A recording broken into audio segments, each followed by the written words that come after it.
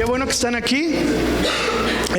Y pues retomando un poquito, para continuar con el juez que vamos a ver hoy, vamos a retomar un poquito lo que nos enseñó Ches la semana pasada. La semana pasada vimos cómo después de 45 años que Tola y Yair gobernaron y hubo paz en Israel, el pueblo una vez más, como ya lo hemos estado viendo a lo largo del libro, esta frase que se repite y se repite una vez más, volvieron a hacer lo malo ante los ojos del Señor. Y una vez más vuelven a servir a ídolos o baales de los pueblos por los que alguna vez habían sido liberados. Y más bien por los que algunas veces ya habían sido oprimidos, pues conquistados, y el Señor ya los había liberado, pero vuelven a servir y vuelven otra vez a caer y vuelven a servir a sus dioses, y esta vez no solo a uno o dos de ellos, sino a 7 de estos dioses falsos.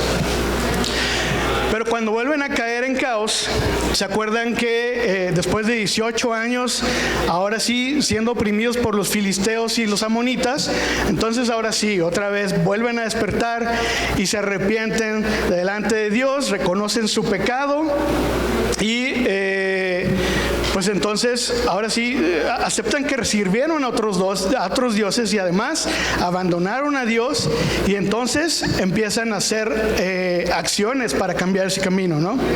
Vemos cómo primero se arrepienten como leve, o sea, es más bien un clamor de ayuda. Hey, Dios, ayúdanos por favor. Pero después hay verdadero arrepentimiento, y entonces no solo confiesan su pecado, sino que empiezan a tomar acciones para cambiar ese rumbo. Y vemos cómo pues se deshacen de los ídolos y entonces empiezan a hacer lo que agrada al Señor. Y dice la Biblia, y eso a mí se me hace súper interesante, que Dios se compadeció de Israel. Como viene en la Biblia, en la Biblia de las Américas, esto es lo que dice: y él, hablando de Dios, refiriéndose al Señor, no pudo soportar la angustia de Israel. Y no sé ustedes, familia, pero a mí me conmueve, de verdad, me conforta escuchar estas palabras y saber que tenemos un Dios que se angustia junto con nosotros en medio de nuestras consecuencias. Cuando estamos enfrentando consecuencias, porque eso sí, es importante recalcar que sí hubo consecuencias. O sea, sirvieron a otros dioses por un largo tiempo, abandonaron a Dios, dice la palabra. Entonces, claro que iba a haber consecuencias, pero qué padre saber que tenemos un Dios que se conmueve con nosotros, que se angustia con nosotros y que nos ayuda a pasar por medio de las consecuencias que enfrentamos por nuestra desobediencia. Gracias. Y saber que sus misericordias se renuevan cada día para nosotros. Pero continuando con la historia del pueblo en ese momento, familia, déjenme abro la botellita. Ay. Listo, perdón. Continuando con la historia del pueblo en ese momento, vemos que ya están a punto de enfrentar las consecuencias. ¿Cuáles son estas consecuencias? Pues que los campamentos amonitas ya están dispuestos para la batalla. O sea, sí, se arrepintieron, sí, Dios se compadeció de ellos y Dios en su amor estaba a punto de levantar a un juez, pero los campamentos amonitas estaban listos para la batalla. Y entonces vemos cómo Dios levanta a este nuevo juez para liberar a Israel. Su nombre es Jefté. Este nuevo juez que vamos a ver hoy, dice la Biblia que era un guerrero valiente, pero tristemente de repente tenía sus impulsos. Entonces lo podemos describir de esta manera: es un guerrero valiente, pero que no cuidó mucho sus impulsos delante del Señor. No les quiero contar más de estos dos impulsos que él tuvo. Prefiero que lo vayamos descubriendo en la palabra mientras estudiamos el día de hoy. Y al final les quiero dar, como siempre, los 3 puntos o 3 enseñanzas que nos podemos llevar de la vida de este juez. ¿De acuerdo? ¿Está bien si oramos? Muy bien. Señor, te damos muchas gracias, Padre, por tu fidelidad. Gracias, Señor, por lo que tú nos has venido enseñando a lo largo de este libro de Jueces. Señor, gracias porque podemos ir descubriendo más de tu carácter, de tu inmenso amor por nosotros, de cómo, a pesar de que nosotros de repente parecemos atrapados en estos ciclos de desobediencia y de pecado, Señor, tú siempre renuevas tu misericordia por nosotros. Tú siempre, tu amor triunfa, Señor, sobre nuestra desobediencia, sobre el pecado. Y tú, Señor, haces lo necesario para que nosotros podamos venir en arrepentimiento y volver a ti, Señor. Padre, por favor, háblanos el día de hoy, en esta mañana. Enséñanos, Dios, lo que tú quieres mostrarnos a través de la vida de Jefté. Te lo pedimos en el nombre de tu Hijo Jesús. Amén. Muy bien, vamos a leer hoy los capítulos 11 y 12 de Jueces, por si quieren preparar su Biblia. Vamos a comenzar en el versículo 1. Y la versión que vamos a estar usando es Nueva Biblia de las Américas.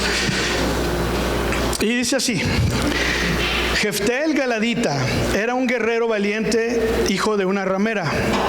Galaad era el padre de Jefté, y la mujer de Galaad le dio hijos. Y cuando los hijos de su mujer crecieron, echaron fuera a Jefté y le dijeron: no tendrás heredad en la casa de nuestro padre, porque eres hijo de otra mujer. Jefté huyó de sus hermanos y habitó en la tierra de Tob, y hombres indignos se juntaron con Jefté y salían con él. Entonces, como ven, la Biblia ya lo describe como un guerrero valiente. Una cualidad que no sé si se acuerdan de Gedeón, pero esto de ser guerrero valiente es una cualidad que el ángel del Señor le atribuye a Gedeón. ¿Recuerdan cómo le dice? El Señor está contigo, valiente guerrero. Pero Gedeón, en contraste con Jefté, Gedeón lo primero que hizo fue así de: no, Señor, ay, pobre de mí. Señor, yo soy el más pobre de mi familia, yo soy el más chico de la familia. Gedeón tuvo que pasar por un largo proceso para creerle al Señor que en él podía ser un valiente guerrero. Pero en Jefté se sabe que en efecto lo era. O sea, tenía cualidades de ser un guerrero valiente. Y sus medios hermanos, el pueblo de Galaad y los ancianos del pueblo de Galaad lo sabían, como veremos un poquito más adelante. Pero este guerrero valiente tenía un pequeño problema. Había sido engendrado por una aventura de su padre. O sea, era producto de una aventura de su padre, de Galaad, con una prostituta. Ni siquiera fue su culpa, ¿no? Pero fue algo que marcó, o parecía haber marcado su rumbo, y entonces fue rechazado por sus hermanos al haber sido expulsado no solo de la familia, sino expulsado de la tierra de Galaad, y además que eran los hijos legítimos de su padre. Sus hermanos lo expulsaron y además le niegan todo tipo de herencia. Muchas gracias, Chess. Le niegan todo tipo de herencia, ¿no? Lo corrieron. Y la Biblia menciona que tuvo que huir de sus hermanos a la tierra de Tob. A mí me llama mucho la atención que primero lo presenten como un guerrero valiente y luego nos diga: huyó de sus hermanos. Posiblemente sus hermanos se levantaron contra él, pero qué padre pues que Jefté decidió huir. Y es algo que creo que es una de las cualidades que Jefté nos muestra desde el principio, porque no se levanta como guerrero en contra de sus hermanos o de la tierra de su padre, que es Galaad, o de los ancianos o de la gente que está en el pueblo, sino prefiere huir. No sabemos a ciencia cierta por qué dice la Biblia que huyó. Lo que sí vemos es este Jefté que prefirió la paz y retirarse antes de levantarse en contra de su gente. Pero algo importante es que Dios tenía otros planes para Jefté. Aunque sus hermanos lo corrieron, aunque se quedó sin herencia, aunque su pueblo lo rechazó, Dios tenía otros planes para Jefté. Así que no importa de dónde vengamos, familia, o qué manchas existan en nuestro pasado. Como Jefté, como vemos que Dios hizo con Jefté, así puede hacer con nuestras vidas. En los versículos que acabamos de leer vemos cómo Jefté se convierte en un líder para un grupo de hombres. En su plan perfecto, Dios ya tenía algo planeado para Jefté y comienza a trabajar en él en medio incluso de las circunstancias difíciles o desagradables, ¿no? Imagínense de haber sido expulsado de tu tierra, de quién sabe cuántos años pasó Jefté ahí y que de repente te corran y te quedas sin familia, te quedas sin amigos, sin vecinos. O sea, esa experiencia creo que no es para nada agradable, y en medio de eso Dios está trabajando con Jefté. Y dice aquí dice la Biblia que se juntó con hombres indignos, o hombres indignos se juntaron con él. Que déjenme aclararles esto. No, estos hombres indignos no necesariamente eran hombres malos. Sé que suena feo, ¿no? Hombres indignos. Si me dicen así, creo que sí me ofendo. Pero, o sea, no necesariamente eran malos. Algunos comentaristas mencionan que era una especie así como de Robin Hoods. ¿Sí? ¿Todos están familiarizados con la película de Robin Hood? Bueno, algo así, eran como los Robin Hoods del pasado, ¿no? Se menciona que eran, o sea, incluso recuperaban terrenos de los amonitas, que los amonitas invadían y, o sea, hacían sus matanzas y robaban del pueblo. Entonces llegaba Jefté con sus hombres indignos y recuperaban esos terrenos. Entonces podríamos decir que era una banda de hombres que a lo mejor no tenían los mejores modales, ¿no? Pero no dañaban a su gente y sino más bien se encargaban de defender sus derechos. Entonces, hasta aquí, familia, lo que vemos es que si nosotros pensamos que nuestro pasado o incluso eventos que sucedieron en nuestro pasado, que no fueron nuestra decisión, como en el caso de Jefté, de la aventura que su padre tuvo con una prostituta. Si hay eventos en nuestro pasado hechos por nosotros con conciencia, o hechos que no tuvimos nada que ver pero nos involucraron, si nosotros pensamos que eso nos define, si pensamos que eso marca el rumbo y el destino que tiene nuestras vidas, estamos totalmente equivocados. Nada que haya pasado en nuestro pasado nos puede marcar si estamos en manos de Dios. Si estamos en manos de Dios, familia, el único que tiene en sus manos nuestro destino y nuestro propósito es Él y nadie más. Y también podemos aprender que sin importar la circunstancia que estemos pasando o que hayamos vivido, por amarga y dolorosa que sea, Dios puede utilizar ese trasfondo y esas circunstancias para prepararnos y para construir en nosotros para los planes que tienen un futuro. Así que, bueno, volviendo con Jefté, tenemos a Jefté aquí liderando a estos hombres y posiblemente creándose fama. De por sí ya tenía fama, ¿no? Como guerrero valiente, pero ahora con un grupo de hombres detrás de él y respaldándole, creemos que Jefté se estaba formando una fama, pues, como guerrero valiente y como líder de un grupo, de una banda. Y esta fama seguramente llegó a los oídos de los ancianos de Galaad, a sus hermanos y al pueblo de Galaad, como lo veremos en unos minutos. Continuando con nuestra lectura, vamos al capítulo 4.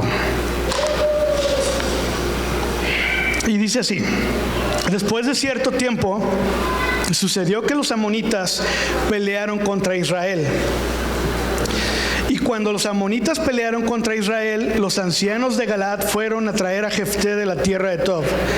Y dijeron a Jefté: ven y sé nuestro jefe para que peleemos contra los amonitas. Entonces Jefté contestó a los ancianos de Galaad: ¿no me odiaron y me echaron de la casa de mi padre?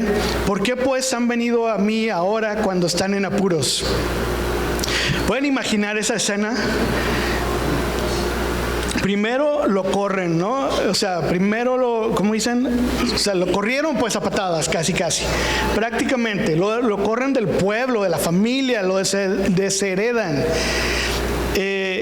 Y ahora que saben que Jefté pues hizo su banda, que sigue siendo un guerrero valiente y que ya pasaron su primer problema con el ejército amonita, entonces luego se les prende el foco y hey, vamos por Jefté. Entonces van por Jefté y Jefté se saca de onda también, ¿no? Y les pregunta pues, o los cuestiona, no me corrieron primero y ahora vienen por mí cuando están en apuros.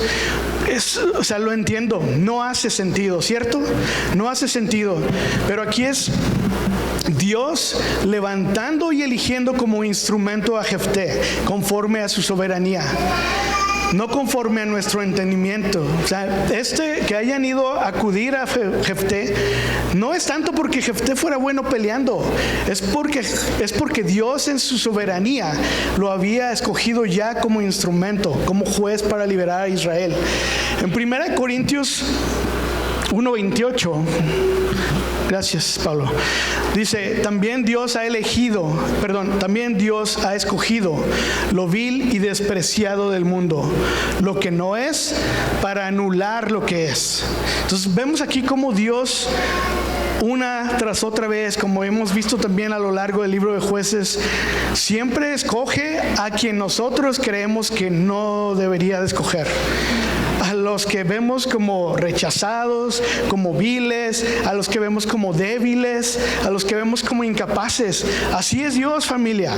No importa quiénes nos hayan despreciado en este mundo, por favor quédate con esto: Dios no te desprecia.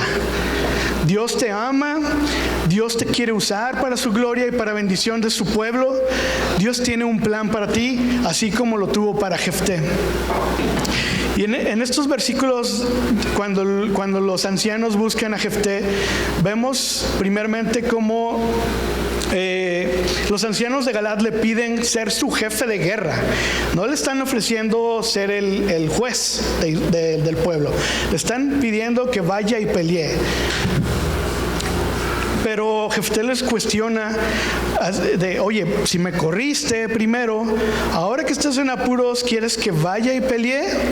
Entonces vemos cómo los ancianos de Galaad renegocian. Es como, ok, si tienes razón, nos manchamos, entonces vamos a renegociar. Y ahora sí le ofrecen ser jefe durante la guerra, pero después juez de Galaad. Vamos a verlo en los siguientes versículos.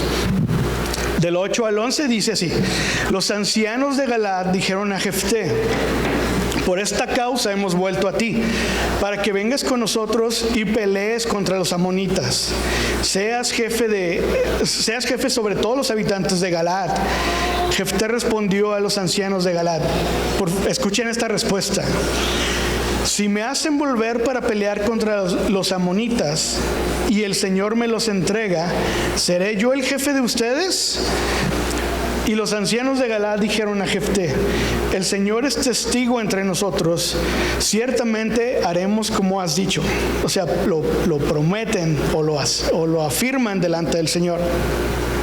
Entonces Jefté fue con los ancianos de Galaad y el pueblo lo hizo cabeza y jefe sobre ellos. Y Jefté habló todas sus palabras delante del Señor en Mizpa. Entonces les decía que checaran esta respuesta de Jefté, y las voy a repetir. Si me hacen volver para pelear contra los amonitas y el Señor me los entrega, ¿seré yo el jefe de ustedes? Porque Jefté tenía muy claro que el triunfo lo tendría que dar el Señor. Y esto a mí también creo que es parte clave, pues, de por qué Jefté fue quien fue, ¿no? Jefté no dijo, o sea, si voy, peleo y les ganamos a todos. O sea, Jefté desde un principio sabe que si iba a haber una victoria, la victoria tendría que ser dada de parte del Señor. Es como si Jefté hubiera hecho ahí una pausa y le dice, a ver. O sea, me estás diciendo que si sí vuelvo y el Señor me los entrega, ¿yo voy a ser jefe de ustedes? Y pues ya lo vimos, ¿no? Los ancianos lo renegocian, lo confirman delante del Señor. Como tú has dicho, delante del Señor, así será. Y entonces va y acompaña a los ancianos. Pero se fijan en sus palabras. O sea, Jefté pone dos cosas en tela de juicio. El de si va a volver, dice, o sea, si yo vuelvo, que todavía lo pone en tela de juicio, ¿no? Es como, bueno, a ver si me convencen. Y pone también en tela de juicio el que las palabras de los ancianos fueran verdad.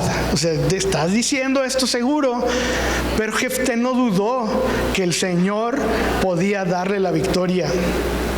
Y esto es muy importante para entender o tratar de ver qué pasó con Jefté más adelante cuando tiene estos impulsos y pues la riega, como hemos visto en Jueces, a lo largo de todas las lecciones.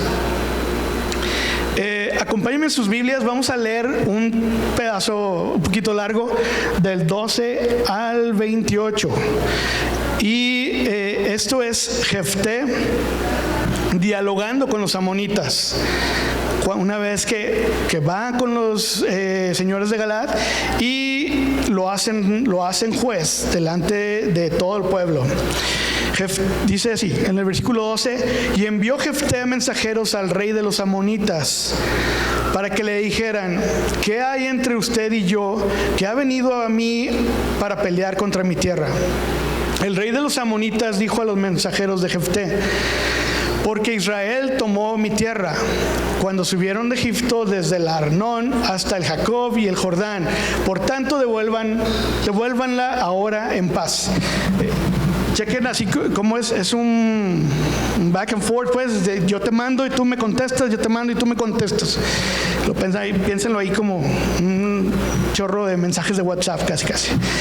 Pero Jefté volvió a enviar a los mensajeros, ahora Jefté, a los amonitas, que le dijeron, así dice Jefté, Israel no tomó la tierra de Moab ni la tierra de los amonitas.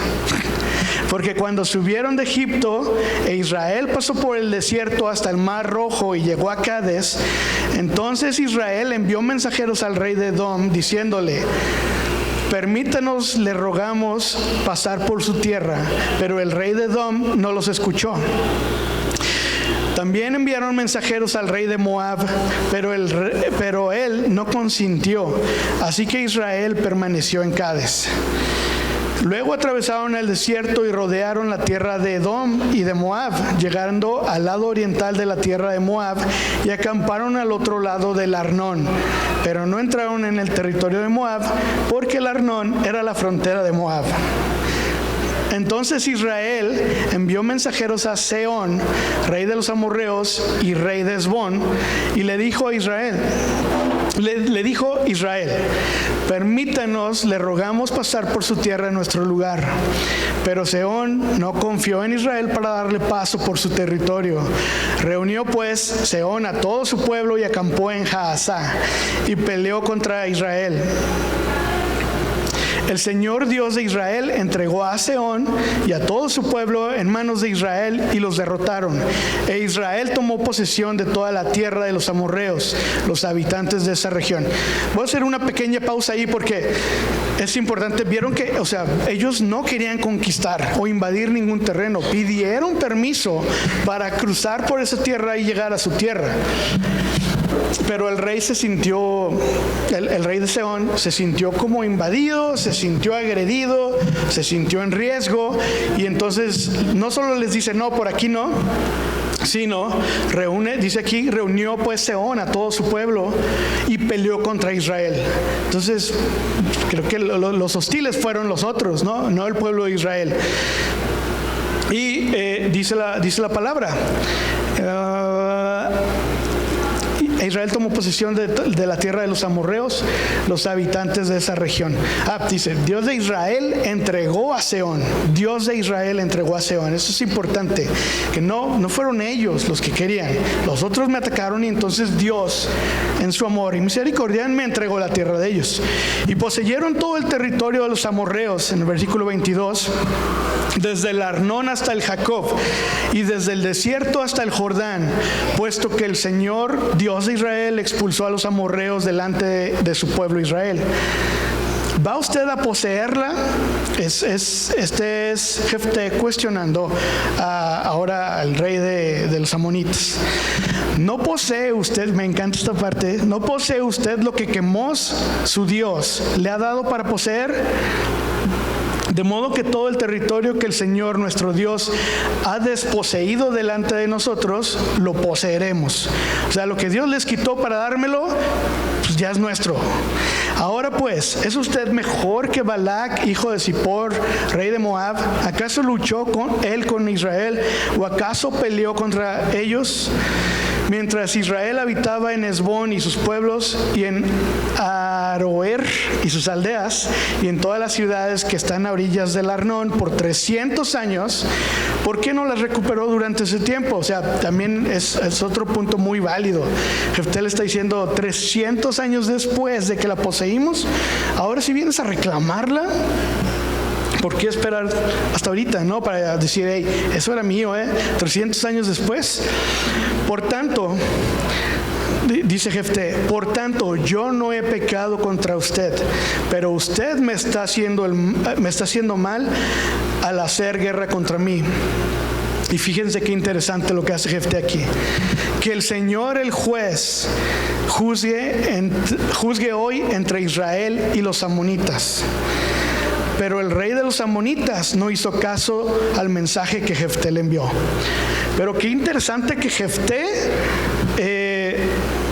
entregue, o sea, concluya de esta manera. ¿Sabes qué? Que el Señor, el juez, haga justicia.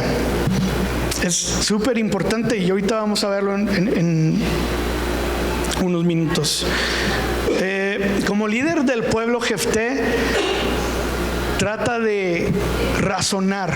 ¿Se fijan? O sea, lo que hizo en esos largos versículos que acabamos de leer es Jefté, antes que pelear, trata de razonar con los amonitas del porqué de su actuación. O sea, ¿por qué después de tanto tiempo? A ver, o sea, Dios no lo entregó, nosotros no lo invadimos, Dios no lo dio, ¿por qué ahorita están peleando, no? 300 años después. Sin embargo, pese a todos los intentos de Jefté por llegar a un acuerdo, pues fracasaron, ¿no? Y el enemigo decide atacar. Entonces, Jefté rebate cada punto que el enemigo argumenta, como lo acabamos de leer. Niega que el territorio de Moab lo hubieran tomado por las malas, y les explica pues cómo Dios les dio ese territorio cuando ellos fueron atacados por los amorreos. Me encanta el punto cúspide, lo que les mencionaba hace ratito de esta discusión, porque cuando Jefté le dice, quizá hasta en un tono confrontador, ¿no? Creo que eso de valiente guerrero se le nota a Jefté hasta en la forma que dialoga, porque le dice al rey, ¿no posee usted lo que Quemos, su Dios, le ha dado para poseer? O sea, es como, a ver, nosotros tenemos lo que nuestro Dios nos ha dado. O sea, ¿tu Dios no te dio nada o qué? A ver, explícame. Creo que es una manera de responder un tanto confrontadora.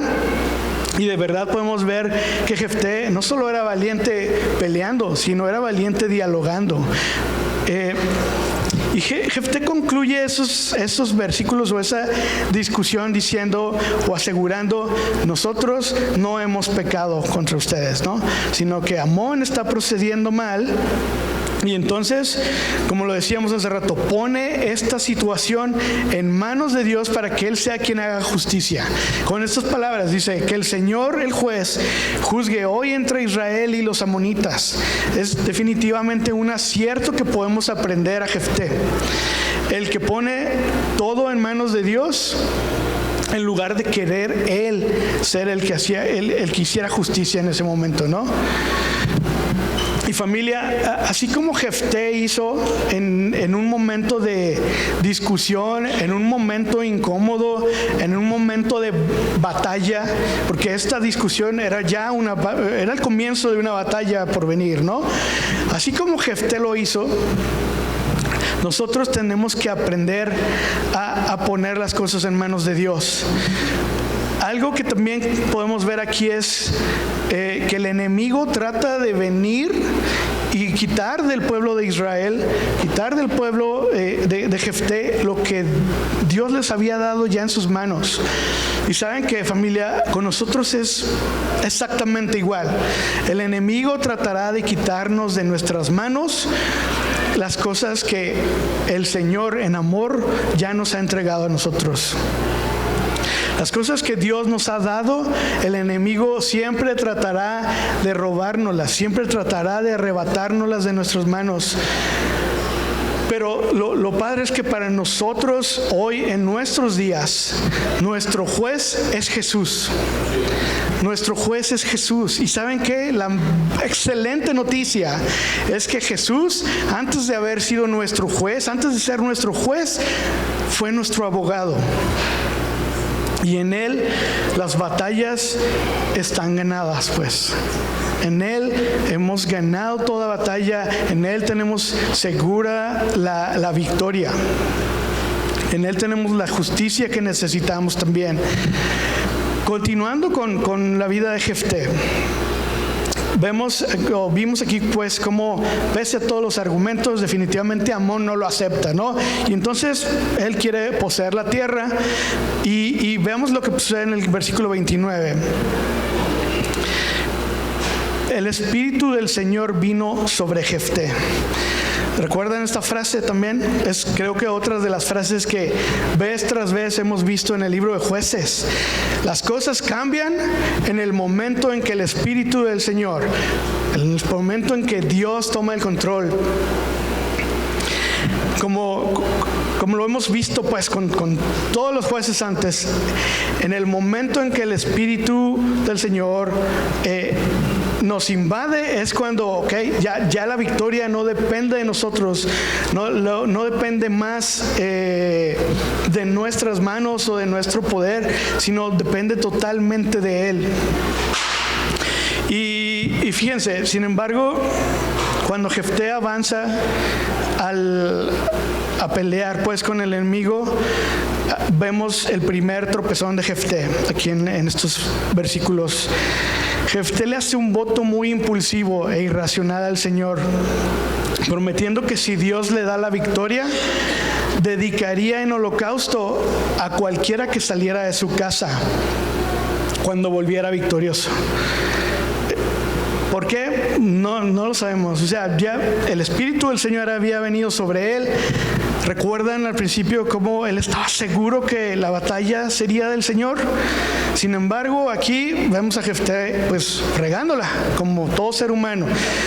Déjenme leerles los versículos 29 al 31. Dice: el Espíritu del Señor vino sobre Jefté. Entonces Jefté pasó por Galad y Manasés. Luego pasó por Mizpa de Galad, y de Mizpa de Galad fue a donde estaban los amonitas. Y Jefté hizo un voto al Señor y dijo: si en verdad, escuchen sus palabras, si en verdad entregas en mis manos a los amonitas, sucederá que cualquiera que salga de las puertas de mi casa a recibirme cuando yo vuelva en paz de los amonitas, será del Señor, o lo ofreceré como holocausto. ¿Qué le pasó a Jefté aquí? ¿Qué le pasó a este señor? Acabábamos de leer cómo él estaba seguro de que el Señor le podía entregar en sus manos a los amonitas. Y vemos cómo discute y todo lo que él argumenta lo hace desde esa seguridad, ¿no? Sin embargo, minutos ahorita, ¿no? Pero versículos después vemos cómo Jefté dice estas palabras: si en verdad entregas en mis manos a los amonitas. ¿Qué te pasó, Jefté? De verdad es difícil saber qué pasó por su mente en ese momento. Quizá fue un poco de duda por la forma en que lo dice, si en verdad entregas en mis manos a los amonitas. Quizá fue un poco de duda, quizá fue la efusividad del momento, estaba emocionado y la adrenalina al 100% porque ya estaba ahí a punto de la batalla. Quizá fue pues esa efusividad, o quizá también puede sonar a que trataba de comprar el favor de Dios, ¿no? Si verdad lo haces, pues mira, yo te voy a entregar en holocausto a la primera persona que salga de mi casa. No lo sabemos, no sabemos a ciencia cierta qué fue lo que pasó. Lo que sí sabemos es que hizo una promesa pues totalmente irracional, sin sentido, y sobre todo porque él ya contaba con el favor de Dios. El Espíritu, o sea, él confiaba desde antes y el Espíritu del Señor ya había venido sobre él, pero en ese momento clave y crítico de su vida, decide hacer este voto pues muy irresponsable. Y como era de esperarse, Jefté pues obtiene la victoria. Se encuentra con los amonitas, ya lo leímos, va al territorio, cruza, y ahí están los amonitas. ¿Y qué creen? Arrasa con 20 ciudades. Y además, o sea, arrasa con 20 ciudades y todos lo someten. El Señor le da una victoria absoluta. Pero ¿qué creen cuando llega a su casa? ¿Quieren saber qué pasa cuando llega a su casa victorioso? En el versículo 34 dice esto: cuando Jefté llega a su casa en Mizpa, su hija salió a recibirlo con panderos y con danzas. Ella era su única hija, fuera de ella no tenía hijo ni hija. Al verlo, él rasgó sus ropas y dijo: ay, hija mía, me has abatido y estás entre los que me afligen, porque he dado mi palabra al Señor y no me puedo retractar. Es otra vez así como: Jefté, ¿en qué estabas pensando? O sea, ¿en qué estabas pensando? Era tu única hija. ¿Quién carambas te iba a salir a recibir, no? Yo en serio no entiendo qué estaba pasando en su cabeza. Pero... Y luego todavía le dice: me has afligido. Pobre hija, o sea, ¿qué culpa tiene ella, no? El que la regó fue él, pues. Fíjense, familia, creo que hay dos puntos muy importantes que podemos aprender de esta cosa que sucedió aquí con Jefté.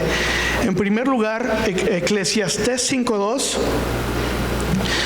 Fíjense lo que dice: no te des prisa en hablar, ni se apresure tu corazón a proferir palabra delante de Dios, porque Dios está en el cielo y tú en la tierra. Por tanto, sean pocas tus palabras. Eso es lo primero que creo que tenemos que aprender. Nuestras acciones o palabras irreflexivas, lo que hablamos a veces sin pensar, lo que hablamos porque tenemos en la punta de la lengua, siempre va a tener una consecuencia. Siempre va a tener una consecuencia. Entonces no dejemos que nuestro corazón se apresure en hablar, y sobre todo delante de Dios. Cuidemos que nuestros votos, familia, no sean para comprar favores. O sea, no, cuando nos dirijamos a Dios en oración, que no sea para comprar favores. Dios, si tú me das esto, yo hago esto. O Dios, si de verdad quieres que cambie, pues entonces tú haz esto. No compremos los favores de Dios. No hablemos de manera efusiva sin pensar. No negociemos con Dios. Mejor seamos intencionales en que nuestras palabras a Dios siempre sean de gratitud y de adoración. Y eso hubiera cambiado totalmente la vida de Jefté. ¿Qué hubiera pasado si Jefté, en lugar de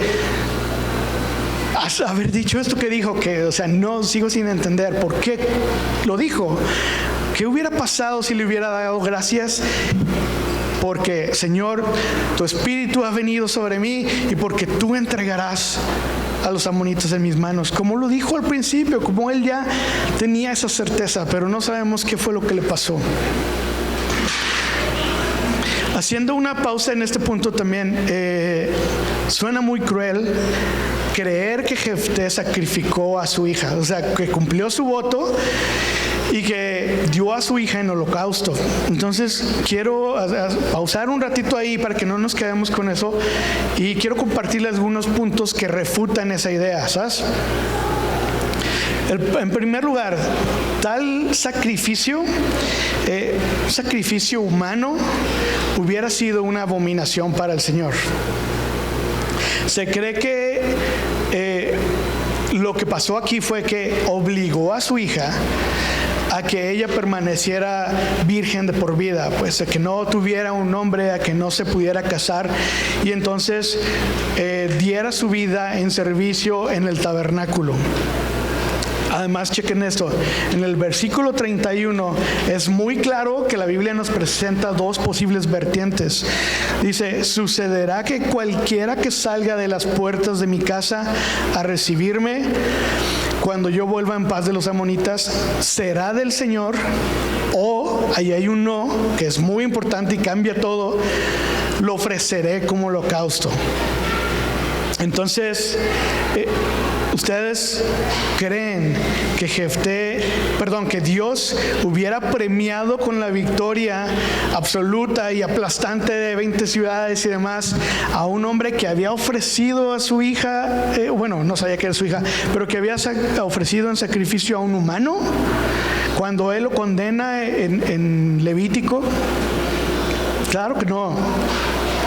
Me gusta creer, me quedo yo en lo personal, me quedo con esta versión, que creo que sí, de todos modos Jefté perdió mucho, ¿no? Al entregar a su única hija en servicio del tabernáculo, porque no era como, pues te vas al tabernáculo, pero te voy a visitar los fines de semana, ¿no?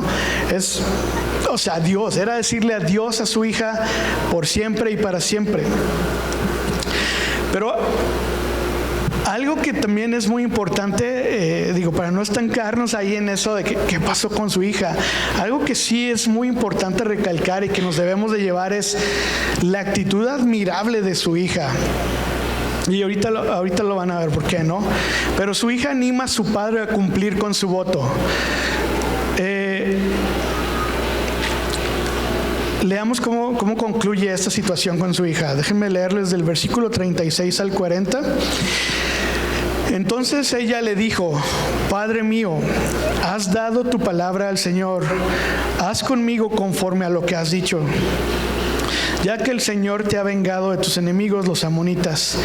Y ella le dijo a su padre: que se haga esto por mí. Déjame sola por 2 meses, para que vaya a los montes y llore por mi virginidad, y yo y mis compañeras, Y él dijo: ve, y la dejó ir por 2 meses. Y ella se fue con sus compañeras y lloró su virginidad por los montes. Al cabo de 2 meses, ella regresó a su padre, que cumplió con ella conforme al voto que había hecho. Y ella no tuvo relaciones con ningún hombre. Y se hizo costumbre en Israel que de año en año las hijas de Israel fueran 4 días en el año a conmemorar a la hija de Jefté el Galadita. ¿Se fijan también algo importante? Volviendo al tema de si la ofreció en holocausto o no. También algo importante aquí es que la hija le pide 2 meses para llorar su virginidad. O sea, creo que hubiera estado muy loco que le diga: dame 2 meses para llorar mi virginidad, y no dame 2 meses para llorar que me vas a sacrificar.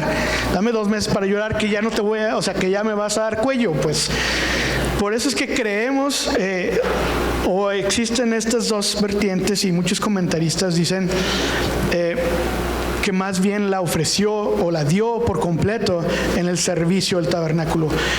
Yo creo que eso fue lo que sucedió. Independientemente de eso, lo importante es que tenemos que cuidar nuestra boca, que tenemos que cuidar lo que sale de nuestra boca y tener cuidado con nuestras palabras.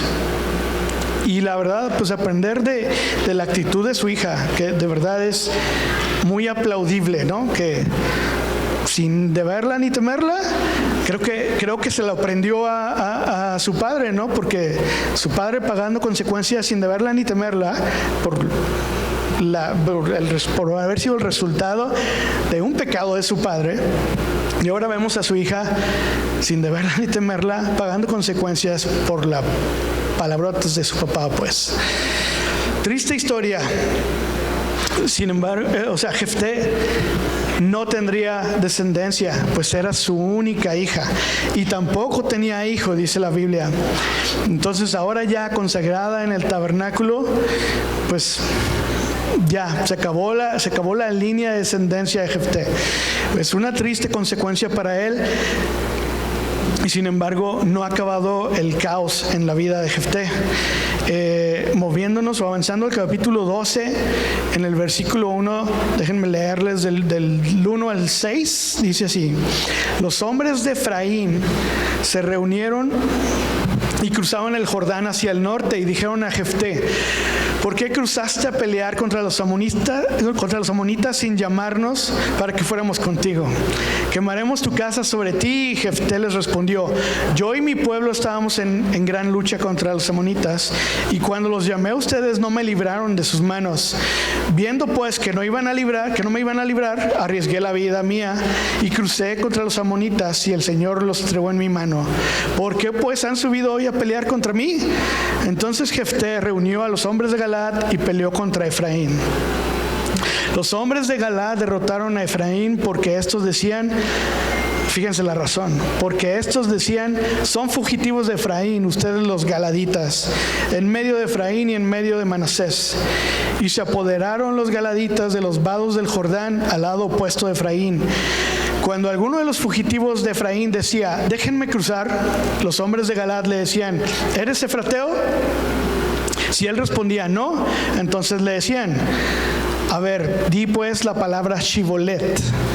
Pero él decía Sibolet, porque no podían pronunciarla correctamente. Entonces le echaban mano y lo mataban junto a los vados del Jordán, y cayeron en aquella ocasión 42,000 de la tribu de Efraín. Lo primero que vemos aquí es la tribu de Efraín nuevamente con una actitud de reclamo y totalmente absurda. ¿Recuerdan a la tribu de Efraín con Gedeón? Quejándose de: ¿por qué fuiste a pelear y no me dijiste? Cuando sí les dijeron. O sea, eran unos cobardes de verdad. Y esta vez es lo mismo, o sea, quejándose con el pobre Jefté de: ¿por qué no nos invitaste a ganarle a los amonitas? Creo que aquí había una actitud de reclamo, incluso de envidia, pues. Y se quejaron con Gedeón, pero esta vez están quejando con Jefté peor todavía, porque aparte de quejarse, hostiles, ¿no? Reclamándole y diciéndole: vamos a quemar tu casa con todo y tú, pues, ahí adentro. Es una cuestión de orgullo y de envidia, simplemente porque ellos no se están llevando ningún crédito de esta batalla ganada, pues. Y Jefté, hasta ese punto, pacíficamente les dice: claro que sí, estábamos en la pelea, te llamamos, pero no atendiste el llamado. No atendiste el llamado. Entonces, pues, ¿en qué termina esto? Terminan peleándose, ¿no? Terminan peleándose. El caso es que esta discusión, como lo dice la Biblia, terminó en insultos, que el insulto, pues la verdad no estaba tan feo, pero para Jefté y para su pueblo de Galaad esto fue un insulto, y ellos se ofendieron, y termina en la pérdida de 42,000 hombres de una tribu hermana, una tribu del pueblo de Israel, del pueblo de Dios. Y es muy lamentable, familia, ver que Jefté haya intentado ser tan pacífico y tan diplomático con los amonitas, o sea, con el: hey, yo te digo, pero tú me contestas, y yo te vuelvo a decir, te explico, y te digo que estás haciendo mal, o sea, fue tan diplomático su diálogo y la forma de querer resolver el conflicto con los amonitas, y tan impulsivo con su mismo pueblo. Y familia, creo que de este punto lo que nosotros tenemos que aprender es no seamos como Jefté de impulsivos, pues. No seamos como Jefté quiso resolver aquí. Pidámosle a Dios que nos deje pasar por encima, que nos deje pasar por alto los insultos. Jefté aquí no lo pudo dejar pasar por alto, fue, la verdad, fácilmente ofendible y reaccionó de manera muy violenta. 42,000 hombres, porque no sabían decir chibolet. Bueno, chibolet. Lo dije mal, ya me hubieran dado cuello. O sea, de verdad, qué absurdo, pues, haber terminado una discusión así en la muerte de tantas personas del pueblo de Dios. ¿Y saben qué? O sea, bueno, primero preguntémonos, ¿qué hubiera pasado con Jefté si no se hubiera dejado llevar por esos impulsos? Si hubiera querido dialogar como dialogó con los amonitas, o si hubiera hecho como hizo con los amonitas, ¿saben qué? Que el Señor Dios juzgue entre ustedes y nosotros. Y haberlo dejado en manos de Dios, pero no, Él quiso tomar justicia por sus propias manos. Y fíjense qué triste este suceso. Después de estos versículos, Jefté, en la Biblia se nos dice que Jefté fue juez por otros 6 años y murió. Y ya, se acabó la vida de Jefté. Tristemente, a diferencia de los otros jueces previos que hemos visto en esta serie, hasta este punto, siempre se nos decía, y hubo paz por tanto tiempo. O sea, reinó, fue juez y hubo paz por tanto tiempo. Y con Jefté, hasta este punto, se nos había dicho que había habido paz. Con Jefté no se nos dice nada. Nos dice, fue juez otros 6 años y murió. Se acabó. Al parecer, o sea, su impulsividad y toda la sangre que derramó en el Jordán tuvo un costo muy alto para su vida, tuvo un costo muy alto para su familia que pues ya no existió más, y tuvo un costo muy alto para el pueblo. Entonces, para comenzar a cerrar, familia, permítanme leerles cómo cierra el capítulo que se nos habla de Jefté. Dice: después de Jefté, juzgó a Israel Ibzán de Belén, y tuvo 30 hijos y 30 hijas. Pobrecito. A estas las casó fuera de la familia y trajo de afuera 30 hijas para sus hijos. Y él juzgó a Israel 7 años. Murió Ibzán y fue sepultado en Belén. Después de Ibzán juzgó a Israel Elón, el Zabulonita, quien juzgó a Israel 10 años. Murió Elón, el Zabulonita, y fue sepultado en Ajalón, en la tierra de Zabulón. Entonces Abdón, hijo de Iliel, el Piratonita, juzgó a Israel después de Elón. Tuvo 40 hijos y 30 nietos que cabalgaban en 70 asnos. Él juzgó a Israel 8 años. Y murió Abdón, hijo de Iliel, el Piratonita, y fue sepultado en Piratón, en la tierra de Efraín, en la región montañosa de los amalecitas. ¿Se ríen por el piratón? A mí también me da risa. El narrador de Jueces nos menciona a estos 3 últimos jueces: Ibzán, Elón y Abdón. Aunque no se habla mucho de ellos, familia, lo que sí podemos ver en contraste con Jefté es que tuvieron mucha descendencia, ¿cierto? Cosa que el pobrecito de Jefté se perdió por la prontitud de sus palabras. Entonces, creo que es una manera de cerrar drástica el libro, porque no se nos dice mucho, pero sí podemos ver, estos cuates tuvieron descendencia a lo loco, ¿no? Cuando el pobrecito de Jefté, por haber hablado de más, por haber sido impulsivo, por no haber cuidado sus palabras, pues perdió la manera de seguir con su hilo de descendencia. Así que, iglesia, déjenme darles 3 puntos que podemos aprender de la vida de Jefté y pues su corto tiempo, breve tiempo como juez. En primer lugar, por favor, graba esto en tu corazón: Dios no te desprecia. Si has creído en Jesús, no existe absolutamente nada en tu pasado, nada en tu origen, nada en las circunstancias previas que te haya tocado vivir que puedan definir el rumbo de tu vida o el propósito que Dios tiene para ella. Si Dios en su soberanía te ha escogido, Él es quien define tu propósito y tu destino. Por favor, créele, deja al Señor equiparte en medio incluso de esas circunstancias incómodas que estás atravesando. O sea, a lo mejor sí, la regaste en el pasado y todavía tenías que enfrentar circunstancias o consecuencias. Pero eso no te va a llevar, o sea, eso no va a definir tu destino. Eso simplemente déjalo en manos de Dios y deja que Dios te siga capacitando. Deja que Dios use esas circunstancias o incluso esas consecuencias para equiparte para los planes que Él tiene para ti. ¿Ok? En segundo lugar, no se apresure nuestro corazón en hablar delante de Dios. Por favor, cuidemos la intención de nuestras palabras hacia Dios. No tratemos de comprar sus favores. A Dios no lo podemos comprar, no podemos negociar con Él. No prometamos cosas que podemos después no cumplir. Aprendamos, familia, a hablar menos y a escuchar el doble. Aprendamos a escuchar más atentamente. Lo vimos con Jefté. Él tenía ya la victoria ganada, él lo creía. Pero en lugar de haber recordado eso y volver a escuchar lo que Dios ya le había dicho, cuando el Espíritu Santo vino sobre él, cuando el Espíritu del Señor vino sobre él, decidió hacer este voto irracional, ¿no? Se dejó llevar por las palabras. Familia, seamos, como les decía, intencionales en que cuando hablemos delante de Dios, profiramos palabras de gratitud y de adoración a aquel que lo merece todo.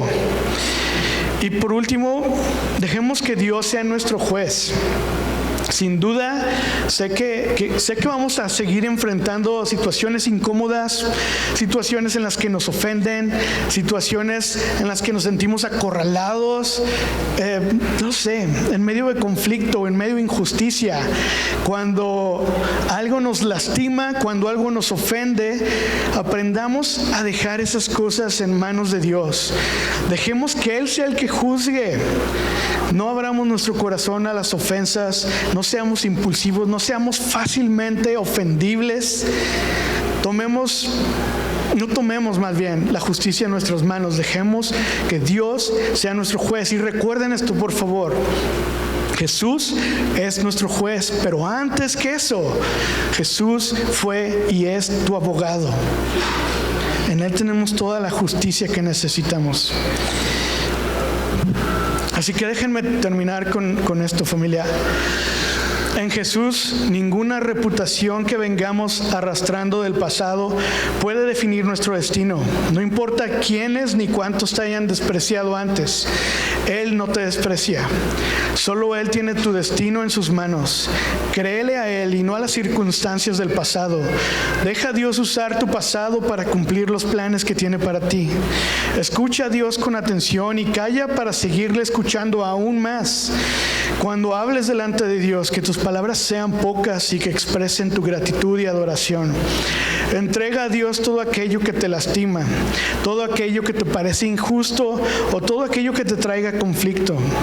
No actúes precipitadamente. No olvides que en Jesús tenemos un juez justo y que antes de ser nuestro juez es también nuestro abogado. ¿Oramos?